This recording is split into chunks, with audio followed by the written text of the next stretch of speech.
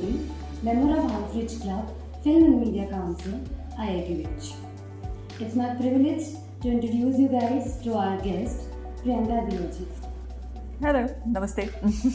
Ma'am has worked as print journalist for 2 years in Bombay, and then she went to London and to the University of Southern California for her master's, and then she again went for her third master's degree to Harvard in 2018. And then she started a new journey with a YouTube channel, The New India Junction. Her work is shared by eminent personalities like Shri Narendra Modi, and her work is being published by regular media outlets like CNN, Indian Express, etc. Ma'am, welcome. Thank you.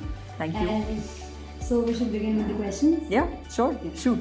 First of all, how was the experience at FMC Weekend'? It was really good. And what I liked about it is that, we get invited to Lit Fest and these panels all the time. But what I really liked was just the classroom kind of setting. It was really nice. Instead of the stage and the lights and the mics and everything, I think just the classroom setting and seeing students who are actually interested in creative fields and journalism, to be able to interact with them. They're the future of the country, right? So whatever we set up, we want good journalists to be in our newsrooms. So I think it was a lot of fun. How was the experience at Harvard University or the University of Southern California? Very good. So University of Southern California, I did a master's in journalism, and it is the #1 journalism school in the world. So I think the things that we learned over there, which is what I said in the session, that there's a strong emphasis on writing, and if you can write, you'll really get ahead. So I think both these universities, Harvard and USC, put a really strong sort of emphasis in the curriculum, no matter what you do, whether you get your MBA from there or your MPA or a journalism degree, you have to know how to write, right? So I think the biggest experience that I took away from them was the ability to write. And like today, if you ask me to write a script, I can write a script. If you ask me to write an article, I can write an article. And I think that differentiates a lot of journalists, because there's quite a few interns that come in that can't even write 2 sentences. Yeah. Ma'am, this is my personal favorite question, because I'm somebody who was very much interested in journalism. Okay. So why journalism, and when journalism happened? By accident, complete accident. From Harvard, I was actually asked to come down to work for the PM Modi campaign. I had worked on both the Obama campaigns, and I was a consultant in Washington, DC. So as far away from journalism as you can get. But I always had a passion for it. But then at the same time, journalism salaries suck, right? They are the lowest in the world, I think, in every country across the board, and one of the most dangerous positions, right? If you're, especially if you're reporting on during wars and crises and things like that. So I think when I came down to work on the campaign, my job was to travel across the country and talk to youth. And it was out of sheer laziness that the journalism happened, because I was interviewing thousands and thousands of young people, asking them, what are the most important issues to you, and imagine writing all their answers down. I just couldn't, right? So I started recording them. Then we started putting it on some of our social media handles, and they said, hey, can you start sort of an English effort for the PM Modi campaign, because that is something that he was missing at that point in time. So I started a YouTube channel where we covered positive development across the country.